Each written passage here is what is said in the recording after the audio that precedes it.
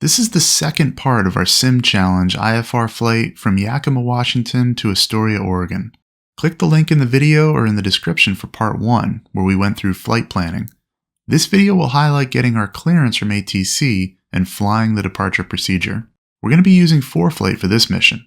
In the sim, we've connected it with an app called Flight Events to give us position data and other telemetry, just like you'd have on a real flight. Our route is already filled in above in the flight plan section. If we pull up the taxiway diagram, we see that we're parked on the east side of the field, right outside the Aviation Museum. We've started the aircraft up and have run through all our after-start checklists. Let's first put the ATIS frequency 125.25 in COM2, which is on the bottom GPS in the stack. We've set the weather in the sim to give us 2 cloud layers as mentioned in the first video, so here's what we'd expect to hear from ATIS.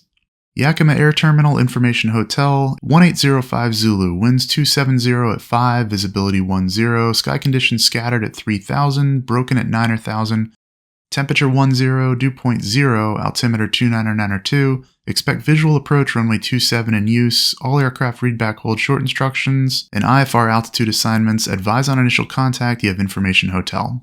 So we have Information Hotel and we'll be departing runway 27. Let's tune to the clearance frequency 121.9.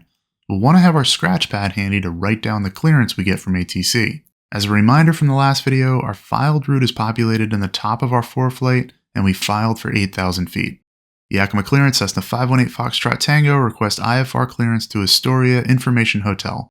November 8 Foxtrot Tango, Yakima clearance, cleared to Astoria Airport, Gromo 4 departure, hitch transition, then is filed. Maintain 8,000, departure frequency 123.8, squawk 2411.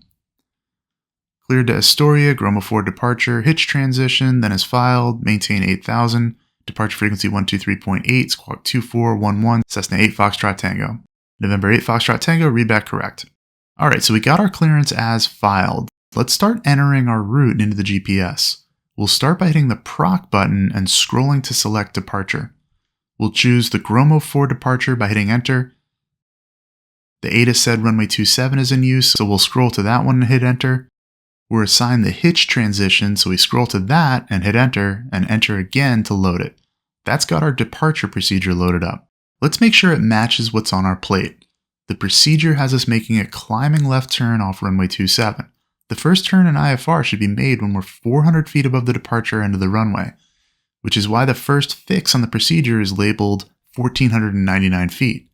When we reach that altitude, we make our first left turn. Next, we'll fly the radial to Gromo, picking up the arc to Ogjob, where we turn outbound to hitch. The VOR display on top is hooked to the GPS, as seen by GPS mode being active. Let's twist the OBS to the first heading we fly after that initial turn. This procedure uses a DME arc. Our GPS can act as a stand-in for a DME, but we might have an easier time using our onboard DME. So let's set the nav1 VOR to the Yakima station, 116.0. The distance is displayed below. As a backup, let's have the Yakima VOR tuned and ready to go on nav2. We'll hit the CDI button on the bottom unit to set that one to VLOC mode. We'll be intercepting and tracking the 250 radial outbound to Gromo, so let's twist the OBS on the second VOR to that. Now, notice that the last fix on the procedure is a hold. The procedure has us flying the hold depicted at hitch until reaching 8,000 feet. We shouldn't have any trouble making it to 8,000 prior to reaching hitch, so let's remove the hold by hitting clear, then enter. We can always put the hold back if we want to. Let's enter the rest of the route. At hitch, we'll join Victor 468. Now, unfortunately, the 530 unit we're using doesn't let us enter airways, so we have to enter each fix along the route. So we'll speed through that a bit, taking Victor 468 to the Battleground VOR just north of Portland, and then Victor 112 towards Astoria. So that's our full flight plan loaded up with the instrument set for navigation.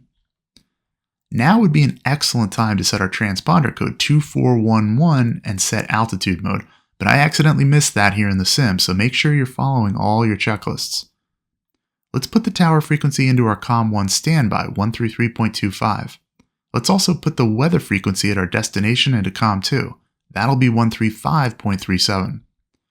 We're all set to get our taxi instructions from ground. Before we do that, let's try to guess what the controller will tell us. We're parked right in front of the museum, and we're likely going to runway 27.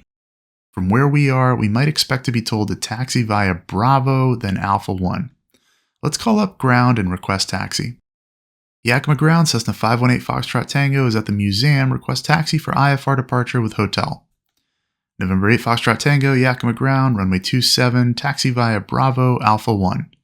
Runway 27 via Bravo, Alpha 1, 518 Foxtrot Tango. So as expected, we'll taxi along to runway 27. It's a short taxi, but we'll speed it up here until we get to the hold short for runway 27. Here, we'll switch over to the tower frequency and then set our assigned departure into standby, 123.8. We'll do a departure briefing. We're going to fly runway heading to about 1500 MSL and then make a left turn to intercept the 250 radial we have programmed. We'll be following GPS guidance, which is up on the VOR1 with the nav aid on number 2 as backup. We'll be climbing all the way up to 8,000 feet, and as we saw in our flight planning video, we'll need to maintain better than a 450 foot per minute climb out to meet the minimum climb gradient for the procedure. We'll assume we've gone through the rest of our pre-takeoff checklists and be ready to contact tower.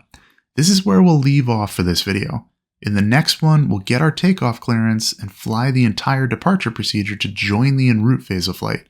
Join us for that next part and check out IFR Ground School and our other courses at flight-insight.com.